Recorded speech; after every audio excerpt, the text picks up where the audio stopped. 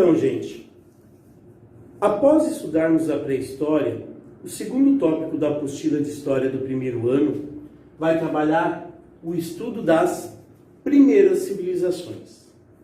As primeiras civilizações humanas surgiram na região geográfica que hoje nós chamamos de Oriente Médio, né? Região onde estão lá no norte da África, o Egito, né? Na região entre a Europa e a Ásia, a Turquia, e mais rumando ao Oriente, regiões onde hoje está Israel, Palestina, Paquistão, Irã, Iraque, enfim, toda aquela região, né, da Península Arábica.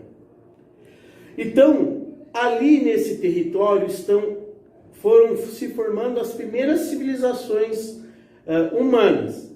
E o destaque fica para a chamada primeira grande civilização humana, a Mesopotâmia. Tá? Essa civilização mesopotâmica, ou a Mesopotâmia, é uma civilização que se instalou entre o rio Tigres e o rio Eufrates, na região do Oriente Médio, onde hoje nós temos aí a atual Síria. É uma civilização formada por um conjunto de povos, assírios, caldeus, babilônicos e outros, que foram se sucedendo no domínio desse território. A palavra Mesopotâmia significa terra entre rios, já que ela se forma entre o rio Tigres e o rio Eufrates, né? Região abundante em água, água tão necessária para a reprodução da agricultura, para a criação dos animais e para a vida humana. Então, dentro desses povos, uma característica que era muito comum é o fato de serem povos politeístas. O que isso significa? Que são povos que acreditavam em vários deuses. Então, eles não tinham uma religião unificada. Era um povo politeísta. Acreditavam em vários deuses. Um dos destaques para a civilização mesopotâmica é, dentro desta civilização, a criação da escrita. Tão importante que, como nós vimos anteriormente, divide a história da pré-história. Ok? Então, a primeira forma de escrita desenvolvida pelo ser humano, o primeiro código que remete a uma mensagem registrada, né, grafada de forma escrita, é a chamada escrita cuneiforme. Cuneiforme por quê? Eles pegavam placas de barro e cunhavam sobre essa placa códigos, marcas, que tinham lá o seu significado. Depois eles cozinhavam essa placa de barro e deixavam ali então aquela escrita registrada. Então, como a escrita era feita com uma cunha, daí o nome escrita cuneiforme. E o primeiro povo a desenvolver essa forma de escrita na Mesopotâmia são os sumérios, tá? Ou um povo semita. Em alguns autores usam a palavra semita. Nós na apostila estamos citando ali os sumérios, tá? Então, um desses povos que formam a civilização da Mesopotâmia. Um outro destaque para a Mesopotâmia vem do povo assírio, onde o rei Hammurabi domina toda essa região da Mesopotâmia, e para manter o controle sobre essa região, ele acaba criando um código de leis, o chamado Código de Hammurabi. É o primeiro código de leis, que equivale hoje ao que nós chamamos de Constituição, então, que nós temos registro. Talvez o mais antigo aí, né? Código já encontrado pela arqueologia. Esse Código de Hammurabi é o código baseado numa lei que nós chamamos de Lei do Talião. A Lei do Talião é uma lei que determina que quanto mais grave é o crime, maior é o castigo. E essa base, né, de quanto pior o crime, pior o castigo, serve até de fundamento até hoje no Código Civil. Claro que na época era a ideia do olho por olho, dente por dente. Então, com base nesse pensamento, cria-se o Código de Hammurabi e se transforma aí num código de leis que era utilizado por todo o povo da Mesopotâmia. Além da Mesopotâmia, um segundo povo que ganha grande destaque no estudo das primeiras civilizações humanas é o Egito. O povo egípcio se forma a nordeste do continente africano, região próxima, então, à Mesopotâmia, que fica na Península Arábica, e se desenvolve às margens do rio mais comprido do mundo, o Rio Nilo, que nasce na região subsaariana, né, da África, e vai ter sua foz no mar Mediterrâneo. Então, o rio mais comprido do mundo é base para um grande oásis formado no meio do deserto do Saara, onde se forma, então, a civilização egípcia. Os egípcios também têm grande importância e deixam um grande legado para a história humana, porque além de, assim como os mesopotâmicos, serem um povo politeísta e desenvolvem a partir desse politeísmo vários rituais, vão desenvolver diversas áreas, né, que servem de base para a nossa ciência hoje, como, por exemplo, a matemática, a arquitetura, né, a geometria que era utilizada nos cálculos das pirâmides e tudo mais. Além disso, nós podemos destacar no povo egípcio a sua forma de escrita. Os egípcios também desenvolvem um código de sinais que reproduzem uma mensagem, então nós podemos chamar esse código de escrita. É a chamada escrita hieroglífica. A escrita hieroglífica por quê? Porque não eram letras, e sim símbolos, desenhos, os chamados hieroglifos, que eram escritos geralmente sobre um papel primitivo chamado de papiro, que era um papel produzido a partir das fibras da folha do papiro, que era uma planta que nascia então às margens do rio Nilo. Vale destacar também dentro do povo egípcio, na religiosidade, a mumificação. Tanto que até hoje, quando a gente olha filmes, né, documentários, enfim, livros que falam do Antigo Egito, sempre acaba atribuindo ao Egito a ideia das múmias, como no cinema, em Hollywood e tudo mais. Isso por quê? Porque dentro dessa religião politeísta dos egípcios, um dos deuses mais cultuados era o deus Osíris, o deus da morte.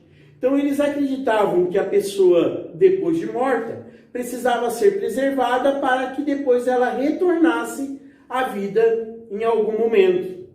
Daí a construção das pirâmides, que na verdade são grandes sepulturas, grandes catacumbas para os faraós, né, que eram as autoridades máximas na hierarquia política e religiosa dos egípcios.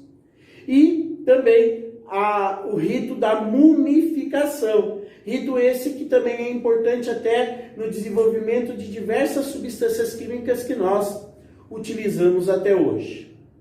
Ok? Outra grande civilização das primeiras civilizações humanas que merece destaque é o grande Império Persa.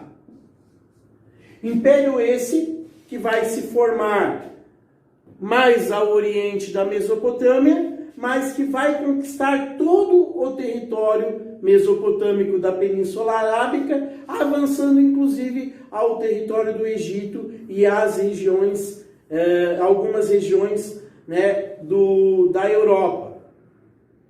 O Império Persa ele vai alcançar um grande esplendor, um grande, como que eu posso dizer, auge, né, da sua história, sobre as mãos do imperador Dário.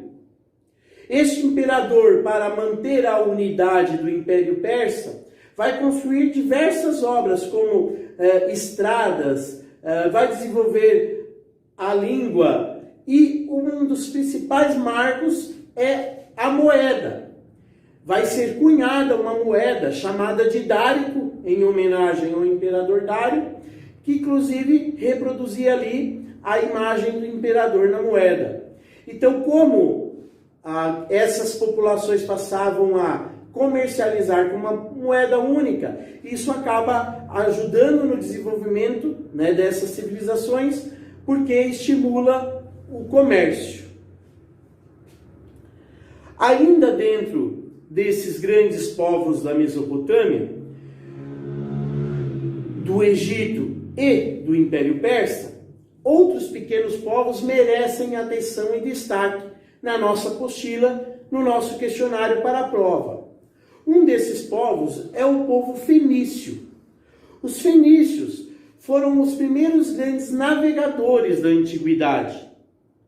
Já que o seu território não era tão favorável à agricultura, à pecuária, eles acabam se voltando para o mar Mediterrâneo, construindo aí grandes barcaças, desenvolvendo o comércio e tendo contato com diversos povos.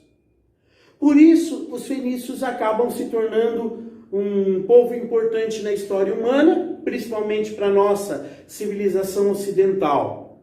Porque eles vão desenvolver uma forma muito eficaz de escrita, que é daí que vem a nossa escrita de hoje, o chamado alfabeto fonético. Pois hoje nós utilizamos o alfabeto, né, esse conjunto de letras, que tem origem no alfabeto romano, mas essa ideia de que uma letra reproduz o som falado pela boca, ou seja, um alfabeto fonético, foi desenvolvido primeiramente, então, pelo povo fenício. Outro povo que merece também muito destaque no estudo das primeiras civilizações, que não poderíamos aqui também deixar de mencionar, trata-se do povo hebreu. E esse talvez seja, de todos esses povos que eu estou resumindo aqui, né, nessa revisão, aquele que na nossa civilização a gente mais conhece. Por quê? Porque segundo os dados, né, dos últimos censos, uma maioria absoluta da nossa população se identifica dentro da religiosidade judaico-cristã. Então nós vamos usar dentro dessa religiosidade como livro base a Bíblia. E a Bíblia conta justamente lá no Antigo Testamento a história do povo hebreu a partir do patriarca Abraão. Por que o povo hebreu, embora seja um dos menores povos dessas primeiras civilizações da antiga Mesopotâmia, se torna tão importante na história humana?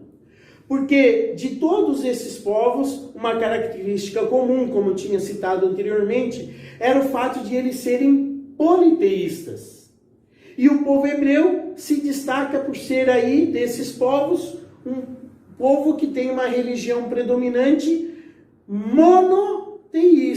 Mono quer dizer um só. Então os hebreus acreditavam em um único Deus, né?